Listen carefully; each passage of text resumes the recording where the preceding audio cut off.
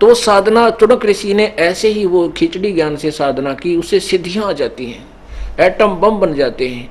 और उसका रिमोट काल के पास होता है, मन ये काल है और उसके हाथ में उसका वो रिमोट है, तो उससे काल इनको नचाता रहता है। कई वर्षों तक घोर तप करके उसने इतनी साधना की कि उसके सामने कोई भी रुकने वाला सिद्ध पुरुष नहीं था, सबको पता था।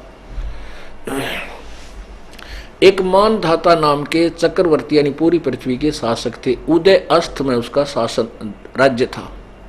वो प्रत्येक 2-4-10 वर्ष में ये देखता है कि मेरे शासन काल में कोई मेरा जो अधीन राजा है कोई सिर तक नहीं उठा लिया उसने, मेरी उस किसी ने पराधीनता अस्वीकार तो नहीं है। इसलिए वो अपना एक घोड़ा छोड़ता था और उसके गले में ये लिख दिया जाता था कि जिसको मानधाता राजा की पराधीनता स्वीकार नहीं है, इस घोड़े को बांध ले और युद्ध के लिए तैयार हो जा। राजा के पास 72 करोड़ सेना है, उसकी पूरी नीचे वह ताकत भी लिख दी जाती थी। तो वो घोड़ा पूरी पृथ्वी पर घूमकर वापस आ गया। जब भी चणक ऋषि ने देखा उसकी झोपड़ी के आगे से गया, वापस आया जब भी उसने देखा कि क्या बात है, इस घोड़े पर कोई आदमी को नहीं बैठा। चुनक ऋषि ने उन सैनिकों से पूछा, भी सैनिकों इस घोड़े पर सवार क्यों नहीं है, ये खाली चल रहा है। कहने लगे मानदाता चक्रवर्ती राजा का ये घोड़ा, इस पर कोई नहीं बैठ सकता और ये इसलिए खाली भेज रखा है, इसके गले में लिखा हुआ है। ये सारी व्यवस्था बताई कि जो इसको पकड़ लेगा तो उसको युद्ध करना पड़ेगा राजा के साथ। तो किसी पृथ्वी पर किसी ने नहीं पकड़ा। ऋषि ने पूछा कि क्या किसी ने राजा ने इसके युद्ध नहीं होता। सैनिक बोले, किसकी माँ ने दूध पिलाया है जो हमारे राजा से युद्ध करे, हमारे राजा के पास 72 अक्षौणी सेना है। अब देख काल के जाल, भगत आदमी भक्ति करे था, अपना पड़ा रहता था कोठड़ी में, क्यों बकवाद भाई।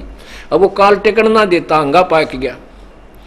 कहने लगा, अच्छा तुम्हारा राजा ऐसा हो गया, मैं इसका राजा का युद्ध उठता हूं और इस घोड़े को मैं बांधता हूं।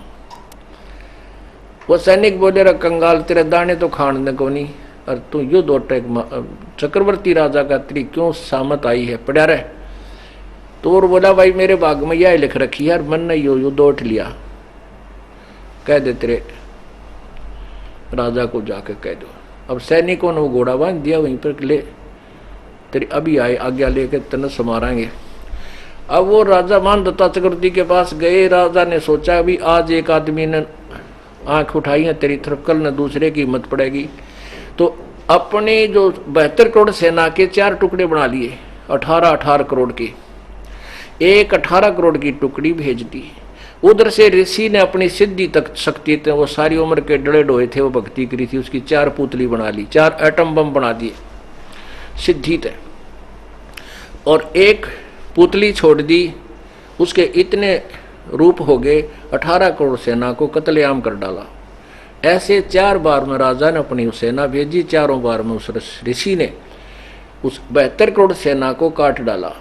अब पुण्यात्माओं, आपके पास लठ है, लठ से मानस मार दे तो भी दोषी, गोली से मार दे तो भी अपराधी, और उनके पास ये वचन शक्ति के हथियार थे, उन्होंने अपनी सिद्धि से वो मार डाले, तो वो चणक ऋषि महादोषी।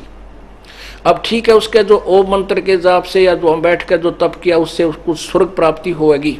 अभी पूर्ण परमात्मा की साधना के अतिरिक्त जिन भी ब्रह्म परब्रह्म या नीचे के देवताओं की साधना की जाती है, उसमें दोनों लाभ, दोनों ही फल मिलते हैं, पुण्य भी और पाप भी, दोनों लिखे जाते हैं।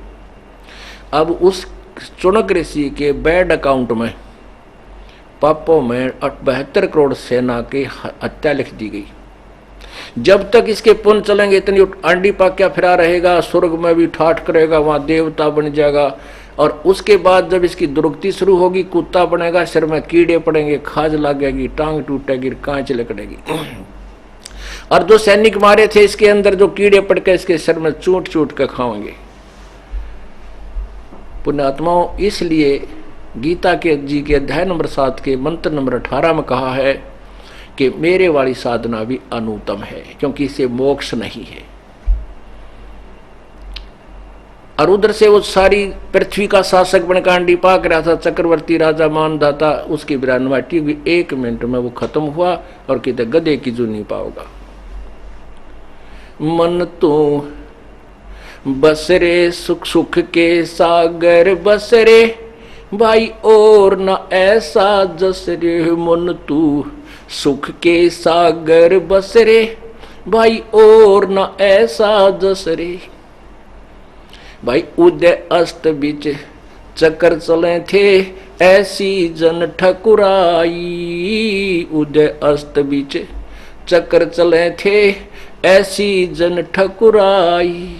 एक चुनक ऋषिश्वर कल्प करी, फिर खोज न पाया राई। मन तू सुख के सागर बस रे भाई, और न ऐसा यस रे। मन तू सुख के सागर बस रे भाई, और न ऐसा यस रे।